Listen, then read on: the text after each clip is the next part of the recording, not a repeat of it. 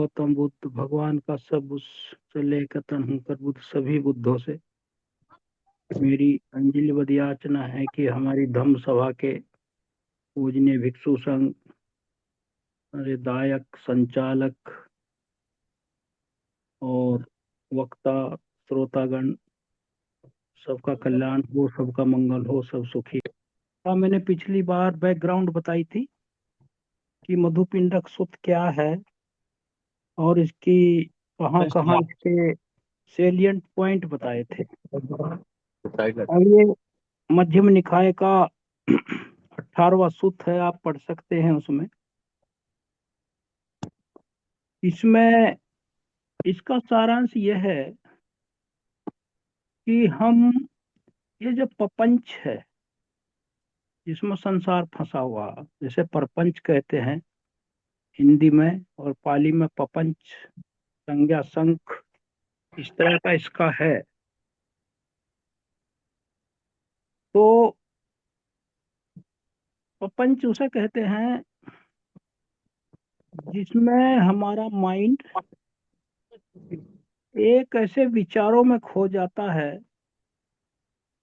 और इतना वो फैल जाता है और व्यापक रूप ले लेता है। उसका माइंड का जो वर्किंग है कि वो सब अनावश्यक थॉट में एक के बाद एक अपनी तृष्णा, मान और दिक्ठी, जो फॉल्स व्यू है, वे इसके तीन आधार हैं।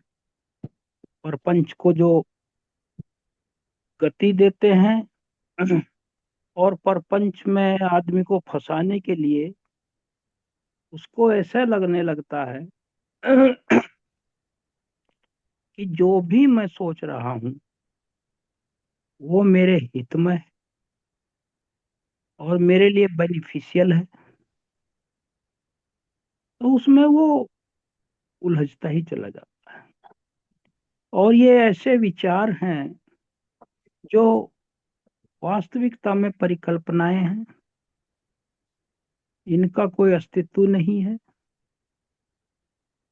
इनका कोई महत्व नहीं है और ये यूजलेस है। लेकिन क्योंकि हम नित्य प्रति जो अपनी सांसारिक उसमें फंसे हुए हैं प्रक्रियाओं में और जीवन में, तो कुछ बातों को हम जो हमारे चित्त में संग्रहित हैं भुला नहीं पाते, उनको हम लेके बैठ जाते हैं और उसमें तृष्णा और मान और जो फॉल्स व्यू है, दिक्ठी है, अविद्या जिसे कहते हैं, वो इसकी इतनी ग्रिप है कि उससे हमें चित्त का छुटकारा करना मुश्किल हो जाता है। क्योंकि ये मृत प्राय से भी खराब थॉट है, पूर्णतया कंसेप्चुअल है और हेलुसिनेशंस हैं और विपलास हैं, मति भ्रम है। कैसे? जैसे कोई, कितनी अच्छी संज्ञा दी है भगवान बुद्ध ने। कोई एक शेर, टाइगर, शेर मर गया और उसका जंगल में जो स्केलेटन है, हड्डियों का जो ढांचा है, वो अनब्रोकन ऐसे ही पड़ा है। मांस तो उसका खा लिया कबो चील ने, लेकिन हड्डियां एक दूसरे से कनेक्टेड ऐसे ही पड़ा है, जैसे हम लोग बायोलॉजी में अपना शरीर की अब जो हम लोग पढ़ते थे। तो कोई जादूगर आता है और जादूगर अपना ये सोच के कि इसको मैं रेसुरेक्ट कर सकता हूँ, जिंदा कर सकता हूँ, विविफाई कर सकता हूँ मैं इसको, जो ढांचा है ये टाइगर का। तो इतनी से ध्यान से सुनिए किस तरह हमें ये विपल ये जो प्रपंच लपेटता है और खा जाता है। तो वो सोचता है कि इसको मैं जिंदा कर दूं, लेकिन वो ये नहीं सोचता कि इसका जिंदा करने का परिणाम क्या होगा। वो सिर्फ अपनी कल्पनाओं तक ही सीमित है, और अपनी जादू की जो उसकी अपनी उसकी मास्टरी है उसी तक सोच रहा है वो। तो वो अपना जो भी उसकी वो करता है प्रक्रिया, अपना जादू टोना जो भी है उसका, उससे उसको वो रिवाइव कर देता है, रिससिटेट कर देता है। रेसुरेक्शन कहते हैं, पुनर्जीवित। तो वो जो पुनर्जीवित जब करता है उसको, और वो तो वहीं खड़ा है, उसके पास ही और कोई तो है ही नहीं आसपास, वो तो मरा पड़ा था एक सुनसान जगह पर। तो वो जो जादूगर है, मैजिशियन है, वहीं खड़ा अपनी जादू की वो दिखा रहा था। तो जैसे ही वो पुनर्जीवित होता है, वो तो अब जीवन आ गया उसमें, और उसको भूख भी लगी हुई है। तो क्या करेगा? वो जादूगर ने ये नहीं सोचा कि वो जीवित होने पर करेगा क्या। कमान नाही का कमान ब्रिज अकोला एंट्री तो ब्रिज आता सर अकोला एंट्री ब्रिज आमंदी आमंदी ये किसका फोन? डॉक्टर साहब का है खुला हुआ। आमंदी जोंधले साहब का है। चलो कर दिया, म्यूट कर दिया। तो जैसे ही उसमें प्राण आ जाते हैं टाइगर में, तो क्या करेगा वो आप जानते हैं। आसपास तो कोई शिकार है नहीं, वो जादूगर ही खड़ा है वहां। तो पहला काम क्या करेगा? उसे ही खा जाएगा। ये उसने सोचा ही नहीं, जो मैजिशियन है, कि जीवित होने पे वो क्या करेगा। तो भगवान बुद्ध ने इसीलिए कहा है कि हमारी जो तृष्णा है और मान है और दिट्ठी जो है, फॉल्स व्यू, जो जिससे हमारा चित्त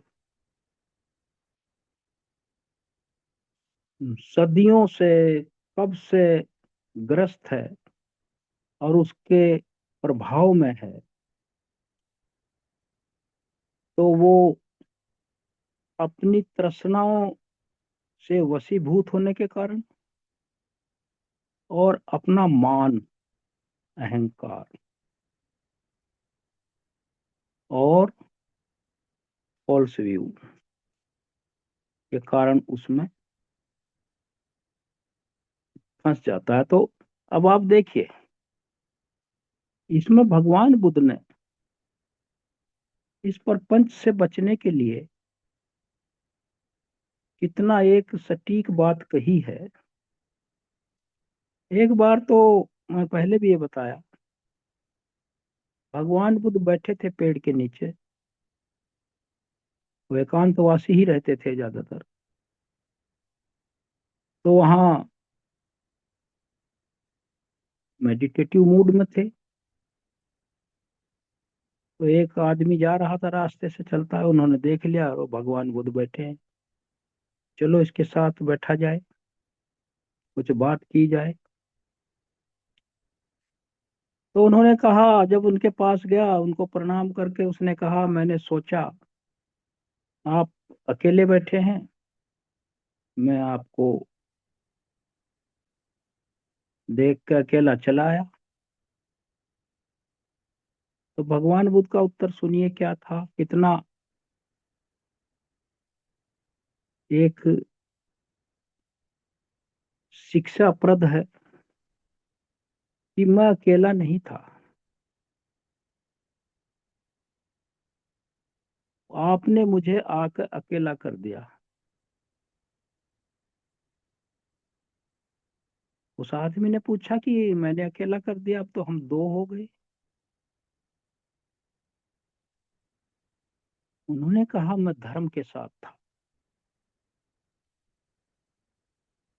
और आपने मुझे डिस्ट्रैक्ट कर दिया, मेरा ध्यान भटका दिया,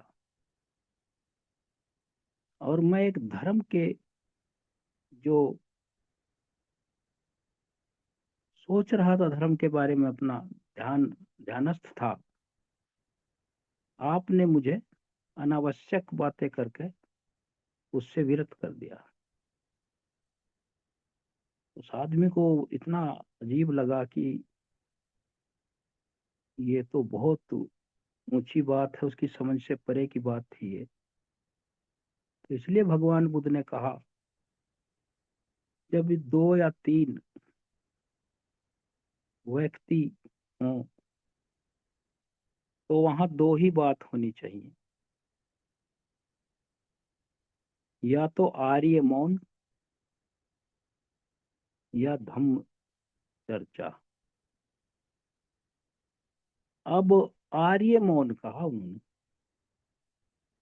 आर्य मौन क्यों कहा उन्होंने? मौन नहीं कहा। आप जानते हैं कि भगवान बुद्ध ने सबके सामने right understanding, right command, right आजीव, ये सब सम्यक लगाया है आर्य। और अगर आर्य न लगे किसी शब्द के साथ तो फिर वो उसका ठीक उल्टा है। जैसे दिट्ठी, कर्म, हमारा वचन, तो सम्मा वचन होगा तभी वो सही होगा, वरना वो अकुशल होगा और उसका दुष्प्रभाव ही होगा। या तो आर्य मौन या धर्म चर्चा। आर्य मौन में आनापान सती, जो भी किसी का स्वभाव है, जो विषय जिसको लाइक करता है, वो उसमें वो मेडिटेटिव मोड में रहता है, उसी पर मनन करता रहता, आंखें बंद करके, आप क्लोज। और ये तो आर्य मौन हो गया। इसी से वो बुद्ध हो गए, बोधि वृक्ष के नीचे बैठ के, क्योंकि उन्होंने जो अपना चित्त का विश्लेषण किया और उसमें से सब क्लेश निकल गए।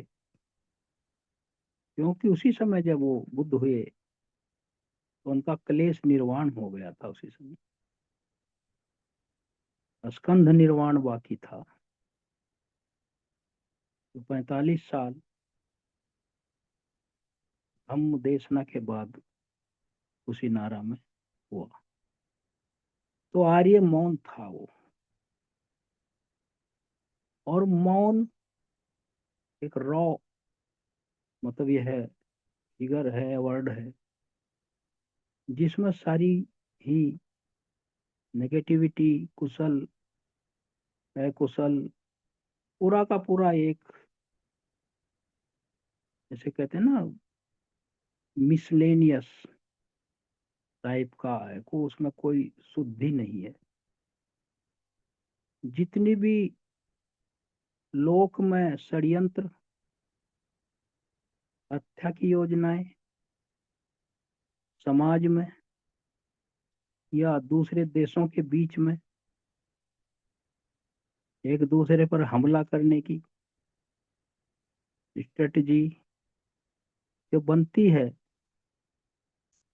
जैसे विदेश नीति है, कूटनीति है, वो मौन रह कर ही बनती है। कोई साइंटिस्ट, रात को दुनिया सो रही है, वो बम बना रहा है, तो मौन ही रह के कर रहा है। कोई बम बना रहा है, कोई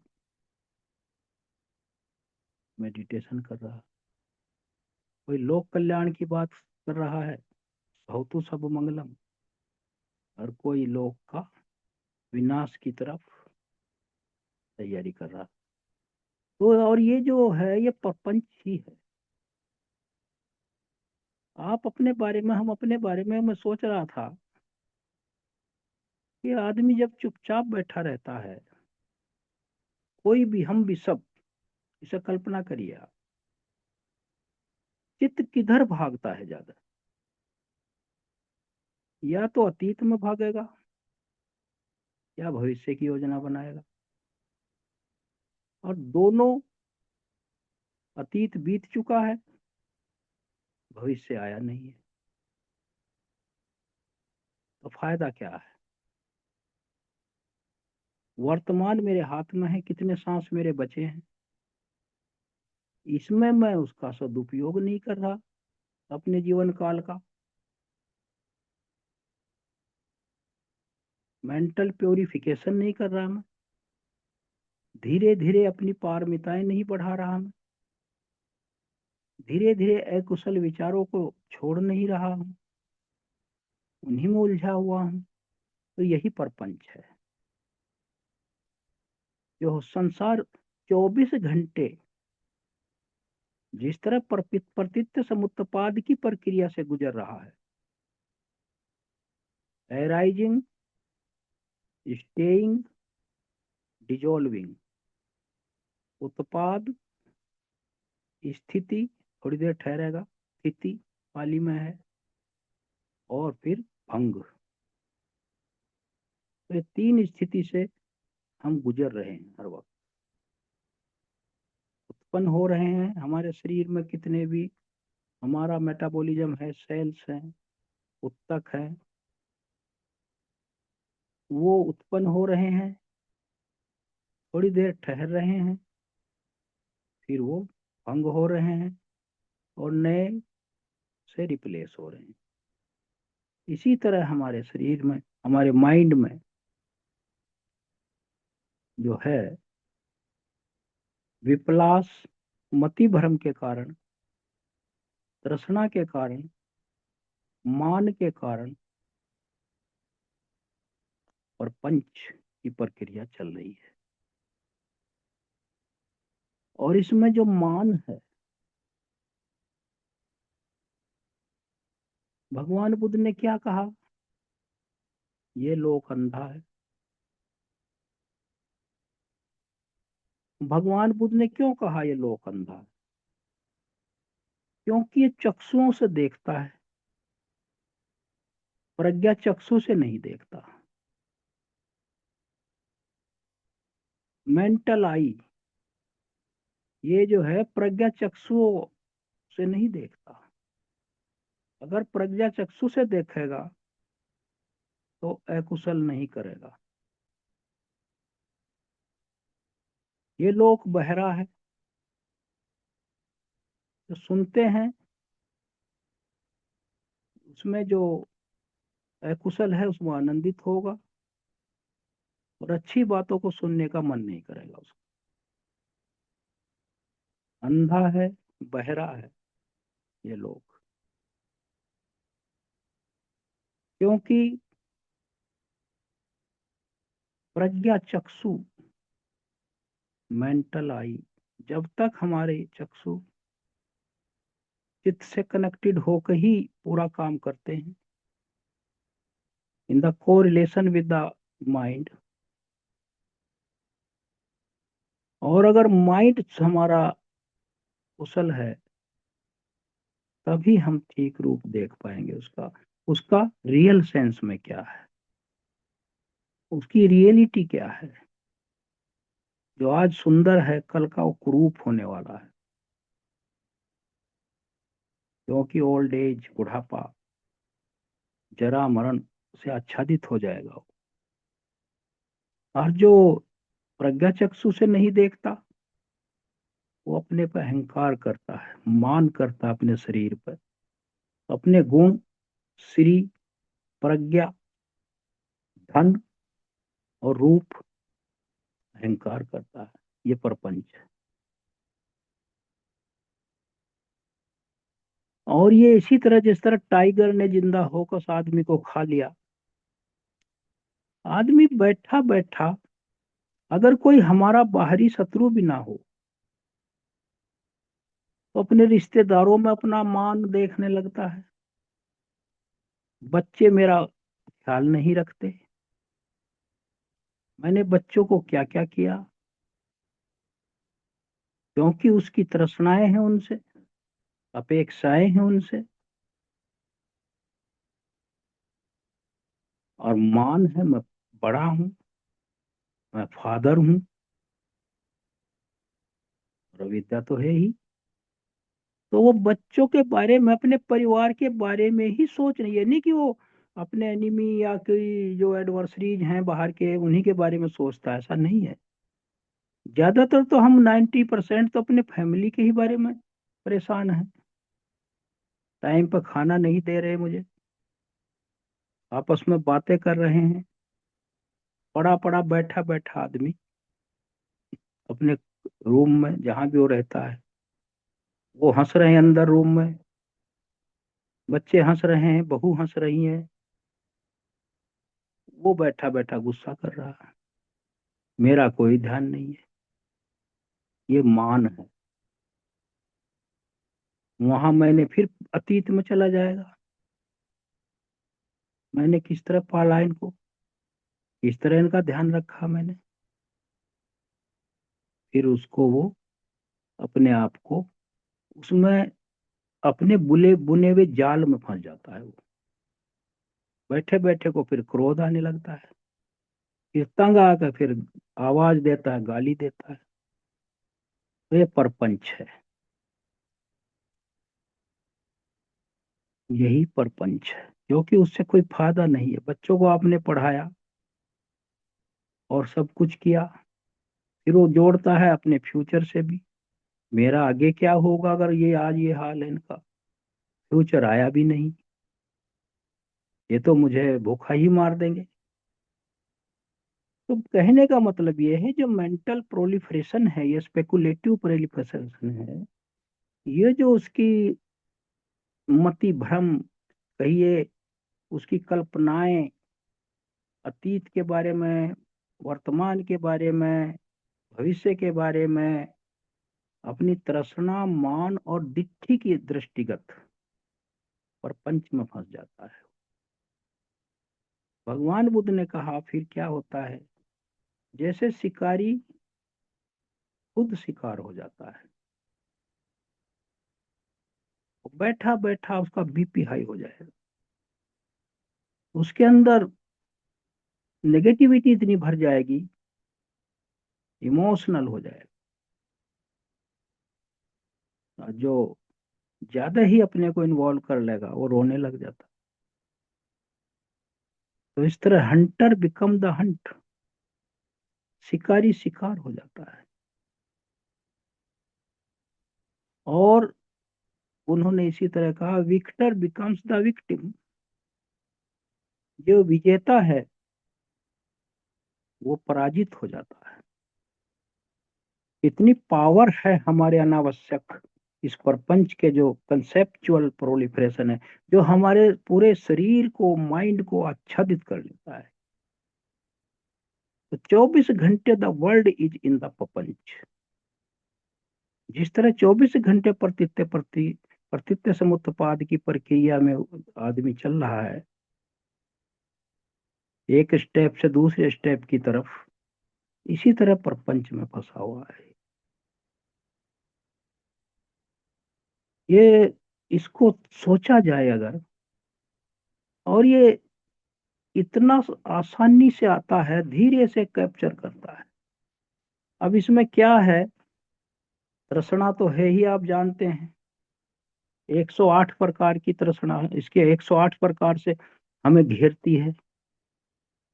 ऐसे घेरती है 108 प्रकार से तृष्णा हमें, तो हम जन्म जन्मांतर से देखिए, पिछले जन्मों की तृष्णा भी हमारे अंदर पड़ी है, वर्तमान की पड़ी है, भविष्य में आने वाली भी योजनाएं बना रखी है हमने। तृष्णा हमारी 6 सेंस ऑब्जेक्ट हैं। एक तो इनके प्रति तृष्णा है हमारी, इतने हम अपनी इंद्रियों से प्यार करते हैं, इन्हीं की मरम्मत कराते रहते हैं डॉक्टरों के पास जाकर। कान, नाक, खाने की वो, आंख, माइंड की भी, भूलने की दवा ना भूलें हम। एक तो ये तृष्णा होगी 6। फिर 6 जो इनके बाहर काउंटर ऑब्जेक्ट है। रूप, आंख नहीं होगी तो देखूंगा कैसे भाई। कान की हियरिंग एड लगाते हैं, सुनूंगा कैसे। एक तो प्राथमिक आदमी की जरूरतें हैं, वरना जीवन बेकार है। तृष्णाओं का देखिए भगवान बुद्ध ने क्या विश्लेषण किया है। 6 ये, 6 इनके सेंस ऑब्जेक्ट हो गए, 12 हो गए। अब इसमें काम तृष्णा, भव तृष्णा, विभव तृष्णा, 3 ये है मेन। सेंसुअल और जो अपना हमारा संसार में बने रहने की, और कुछ ऐसे कहते हैं कि जो कुछ करना कर लो, आगे तो कुछ देखा ही नहीं किसी ने, विभव तृष्णा। तो 12 वो हो गए थे, 3 ये, 12 × 3 36 हो गए। और ये 36 तृष्णाएं हैं, 36 प्रकार की। इनको फिर आप अतीत, वर्तमान और भविष्य, तीनों लोकों को काल को कवर कर रही है।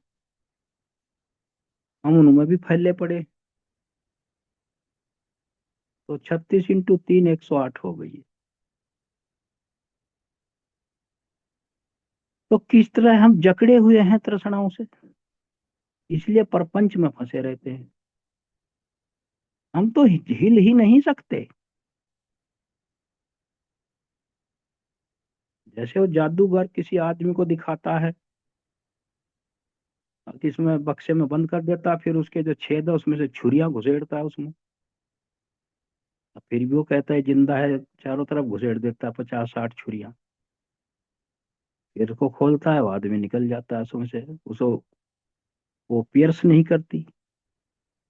लेकिन वहां तो जादू है, लेकिन ये तो पियर्स करती है हमें। 24 घंटे हमारा छेदन करती है। तो हम ऐसे जकड़े हुए हैं कि जैसे चारों तरफ हमारे तलवारों की नोक हो, और मेरा उतना ही खड़ा होने का पोर्शन हो। अगर मैं एक सूत भी इधर उधर हिला तो मुझे चुभेगी। इस तरह इस चित्त की रक्षा करनी है। ये चित्त इस तरह, मतलब यह है घिरा हुआ तृष्णाओं से, 108 प्रकार की तृष्णाओं से। और ये तृष्णा क्या डिनोट करती, इसका नोशन है, बस ये है कुछ नहीं, नोशन है, थॉट है ये। और इतना बलवान हो गया है ये, इसमें पड़े पड़े कि मैं हूं, सेल्फ, ये मेरी सोल है, ईगो है। और जो तृष्णा में क्या है, ये माइन है, मेरा है, ये मेरा है। और जो मान है, आई एम, मैं हूं, मैं इस पद पर था। और था उसे भी पकड़े बैठा है। पूर्व विधायक, पूर्व मंत्री, पूर्व आईएएस, पूर्व अध्यापक, उसे नहीं छोड़ रहा, रिटायर हो गया, पेंशन ले रहा, लेकिन उसे पहले लिखेगा। ये मान है और फॉल्स व्यू है, पकड़े हुए, क्लिंगिंग है, पकड़, जकड़। वो ढीली नहीं छोड़ी अभी। तो यही परपंच है। और इसमें मान भी 3 प्रकार के हैं। सपोज एक तो सर्वश्रेष्ठ मान है, सयो मान कहते हैं उसे, अभिधम्म में है ये। सयो मान जो उत्कृष्ट श्रेणी का व्यक्ति है, कोई आईएएस है,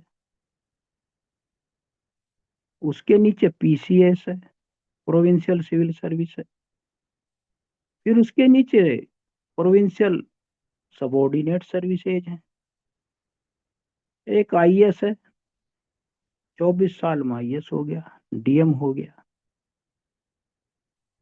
तो वो तो सयो मान है, वो तो सुप्रीम समझता अपने आप।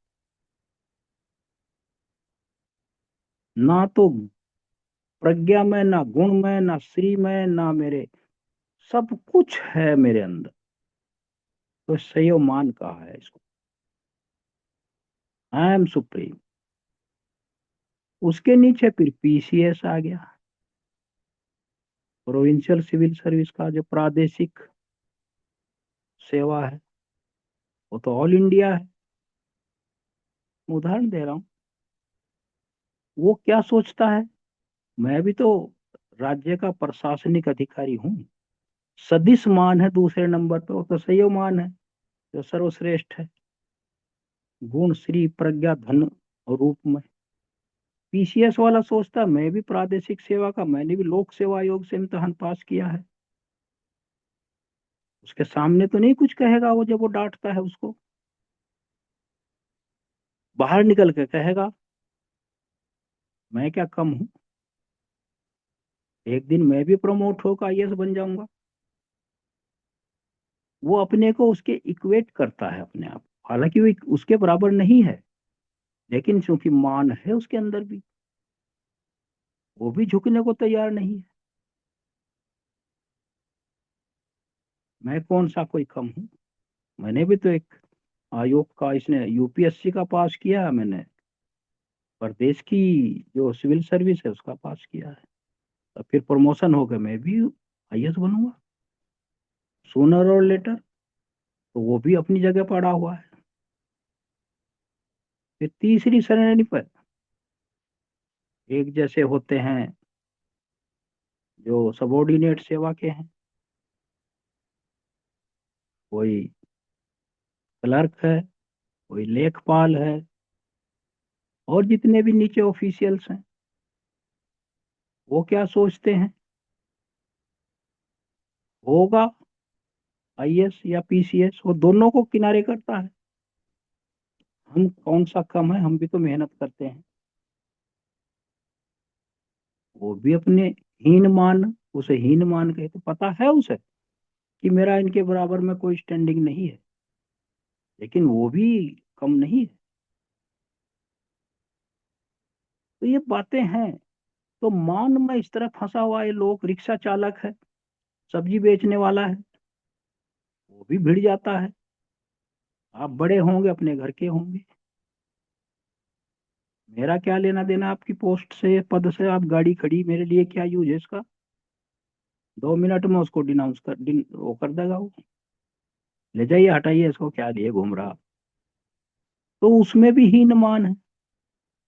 तो ये प्रपंच के जो गजब गजब के जो फंदे हैं, तो इससे आदमी बचता नहीं है। अब ये तो मैंने इसको और सरल कर दिया। अब हम, थोड़ा टाइम है अभी वो मैंने जो बताया था, एक दंड पाणी नाम का ब्राह्मण था।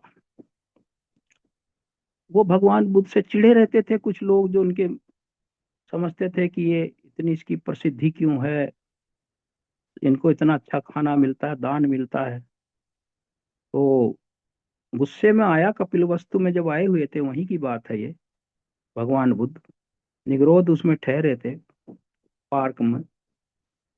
वो गुस्से में आया और कहा, से पूछते हैं क्यों भाई, तुम क्या पढ़ाते हो, जैसे पूछते हैं ना किसी को, क्या हो?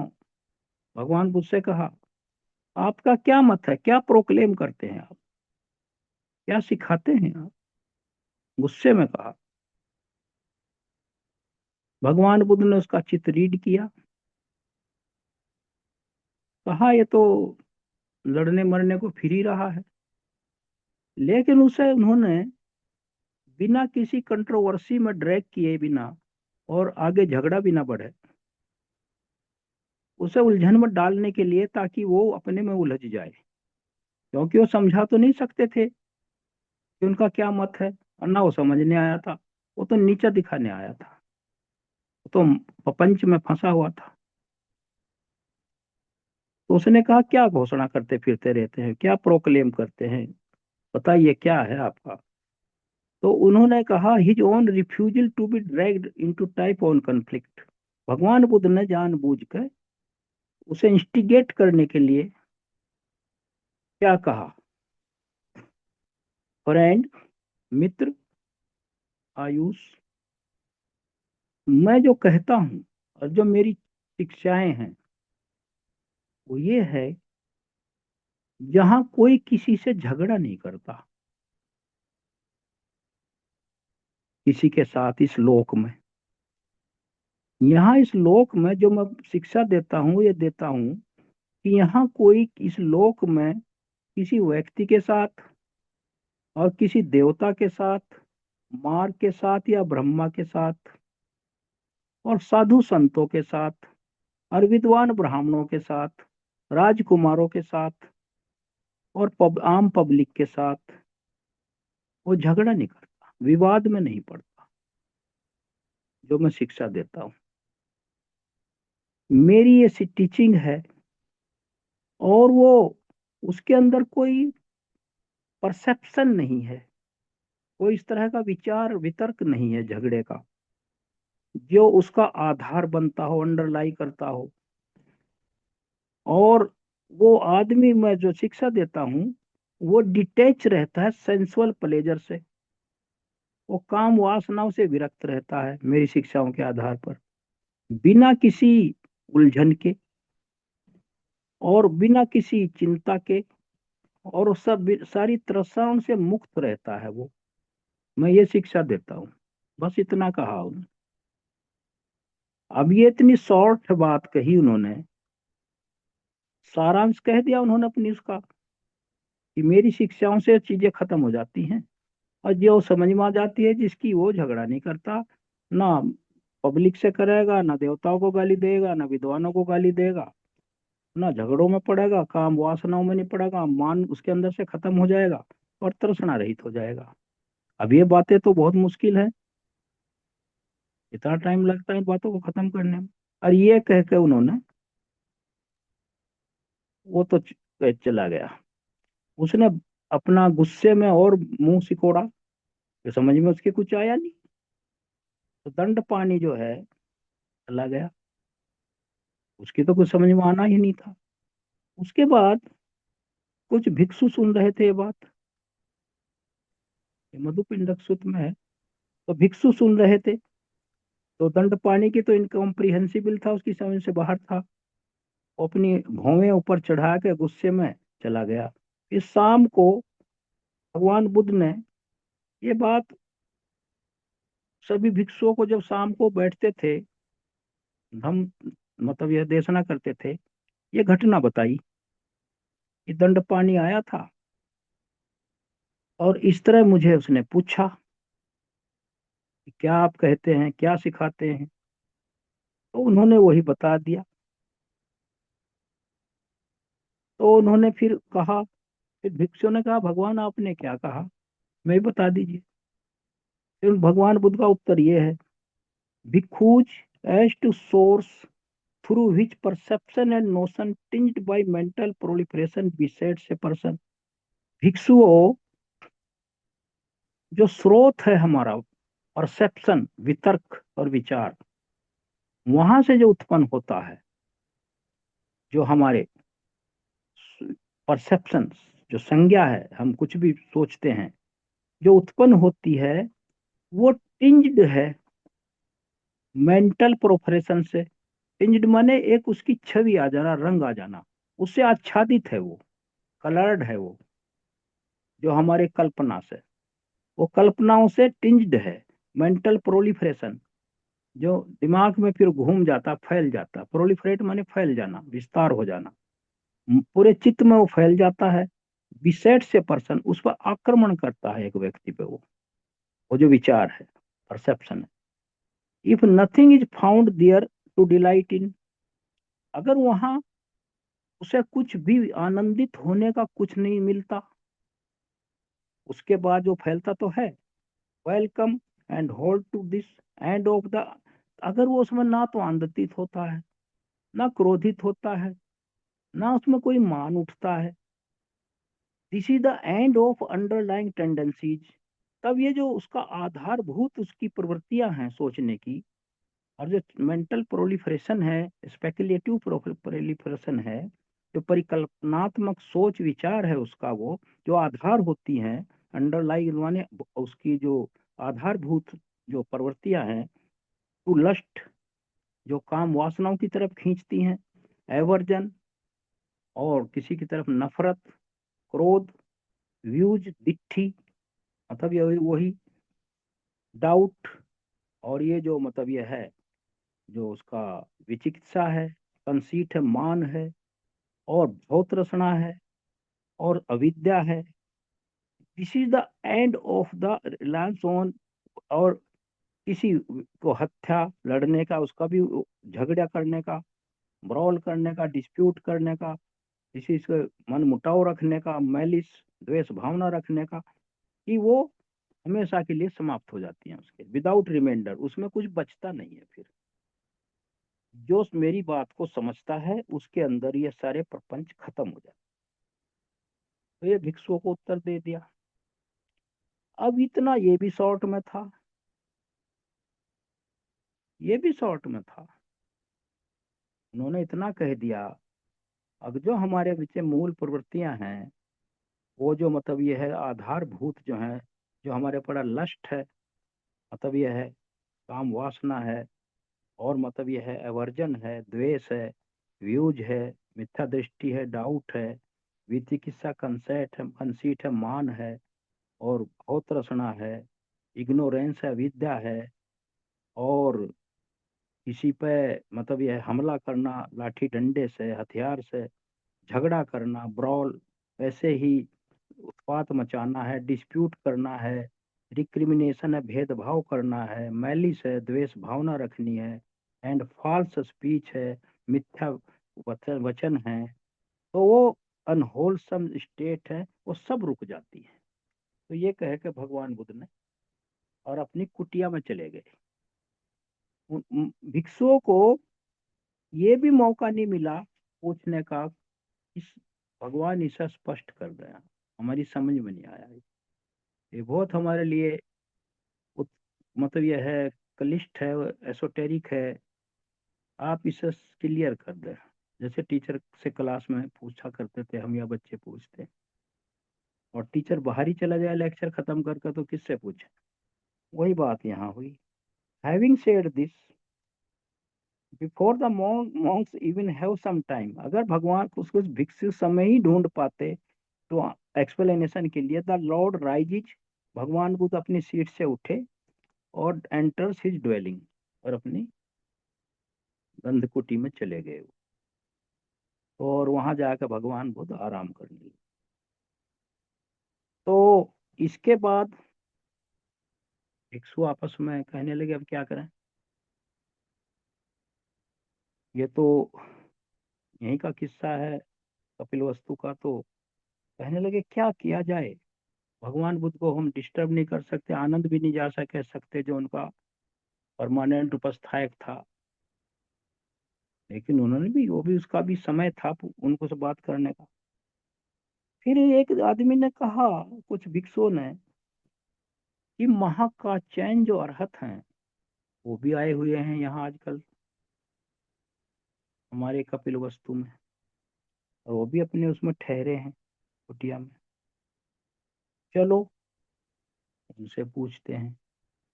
अब जैसे हम 80 महास्थविर थे इनके, 80 लाखों करोड़ों अरहतों में 80 सुपीरियर थे, जिन पर नंबर 1 पर सारिपुत्र थे, उसके बाद मुगलैन थे, फिर उसके बाद महाकाश्यप थे। इस तरह इनकी श्रेणियां थी, सबकी सीनियोरिटी और सबके अलग अलग विशेषताएं थी, मास्टरी, स्पेशलाइजेशन। जैसे सारिपुत्र को कहते थे धर्म सेनापति,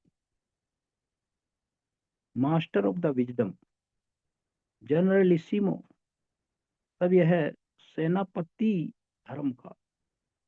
महामोगलायन को कहते थे ये रिद्धि बल का मास्टर है। और हमारे जो महाकाश्यप थे वो धुतांगधारी थे, बहुत बड़ा डिसिप्लिनेरियन था।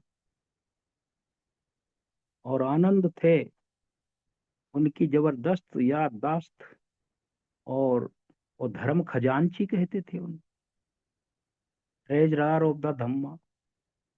उपाली था, विनय का मास्टर था, जो विनय पिटक उन्हीं के द्वारा परिभाषित हुआ पहली संगीति में। तो इस तरह 80 महास्थविर थे, उनमें से एक महाकाचन थे। वो इसी तरह शॉर्ट में कही हुई भगवान बुद्ध की बात को एक्सप्लेन करने की कैपेसिटी थी उनमें। उसको वो इतना एक्सपाउंड कर देते थे, हूबहू उसका पूरा का पूरा मतलब चित्रण कर देते थे और डिटेल मीनिंग निकाल देते थे। उन्होंने कहा चलो उनके पास चलते हैं, तब चले गए महाकाश्यप के पास।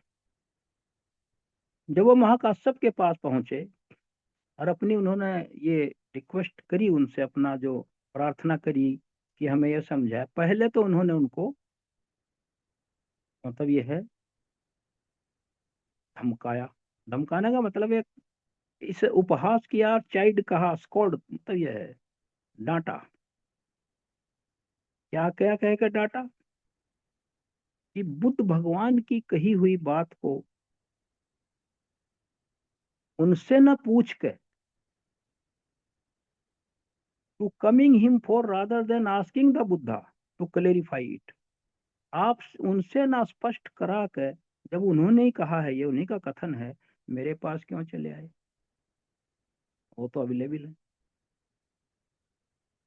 तो और इसने कहा ये तो वही बात हो गई, जो पेड़ का जो तना है, जो सॉलिड पार्ट है उसका, ट्रंक, जो तना है उसका, जो बुद्ध हैं, जो जड़ हैं धर्म की, वो बुद्ध हैं। और जो हमारा संघ है और ब्रांचीज हैं, उसके पत्ते हैं, डालियां हैं। संघ इस तरह है, कोई मोटी डाल, कोई पतली डाल, और फिर पत्ते, कोई नए पत्ते, कोई पुराने पत्ते। अब संघ तो इस तरह है। और आप तने को छोड़कर और पत्तों और डालियों के बीच में हाथ मार रहे हो। अपने को उसने, महाकाचार्य ने उसी श्रेणी में रखा कि बुद्ध को छोड़कर मेरे पास क्यों चले आए। और ये अपमान भी है, बुद्ध को न पूछ कर मुझे उनके कथन को मतलब यह है काउंटर करने के लिए कह रहे हैं आप। उनकी बात को काउंटर रिप्लाई के लिए मेरे पास क्यों आ गए आप? बात तो उसकी भी अपनी जगह सही थी, विनय था। और वो तो भगवान बुद्ध है, वो सब जानते हैं, उनका विजन है, उनके अंदर प्रज्ञा, नॉलेज है, उनके धर्म को जानते हैं, वो पवित्र हैं और शेयर हैं, जो कह देते हैं वही कहते हैं, प्रोक्लेमर हैं, उद्घोषक हैं, एलुसिडेटर हैं, और किसी भी चीज की व्याख्या करने वाले हैं, गिवर ऑफ द डेथलेस है, निर्वाण की तरफ ले जाने वाले हैं, लॉर्ड धम्मा, लॉर्ड ऑफ धम्मा, धर्म के वो महान हैं, तथागत हैं। तो ये उन्होंने कहा महाकाचार्य ने। फिर भी वो अनुनय विनय करते रहे, क्योंकि प्रॉब्लम थी। उन्होंने कहा वो तो ठीक कह रहे हैं आप बनते जी, लेकिन वो बातें हम जानते हैं सब आप जो कह रहे हैं। फिर भी वो कुटिया में चले गए हैं अपने आराम के लिए। तो हम उनको कैसे डिस्टर्ब करें? ये भी तो विनय के खिलाफ है। हम कैसे उनको कुटिया में से जाकर, एक तो अंदर नहीं जा सकते हम। ये तो आनंद ने भी एक 8 वचन में से एक वचन लिया था कि मैं आपकी गंध कुटी में आपके पास नहीं रहूंगा, ना जाऊंगा। जिस जगह बुद्ध रहते हो वहां दूसरा कैसे रहेगा? तो हम कैसे जाएं वहां? तो उन्होंने कहा अच्छा, ये भी बात उसकी भी, उनकी भी समझ में आ गई है कि इनकी भी मजबूरी है। तो फिर उन्होंने जो उनको जो डांटा धमकाया था वो थोड़े सॉफ्ट हो गए और समझने लगे कि हाँ ठीक है। उन्होंने अपनी सहमति दे दी कि अच्छा ठीक है, मैं कोशिश करता हूँ, जो बुद्ध ने कहा है मैं आपको समझाने की कोशिश करूंगा। तो ये आज का समय हो गया है। मैं चाहूंगा कि जो उन्होंने का आचार्य ने समझाया वो बहुत इंटरेस्टिंग है और उसमें बहुत गहराई है। उसे हम अगले संडे को लेंगे, और ताकि वो पूरी तरह समझ में आ जाए और उसमें कोई इतना ज्यादा ऊपर नीचे मिक्सर और ज्यादा कंफ्यूजन ना पैदा हो।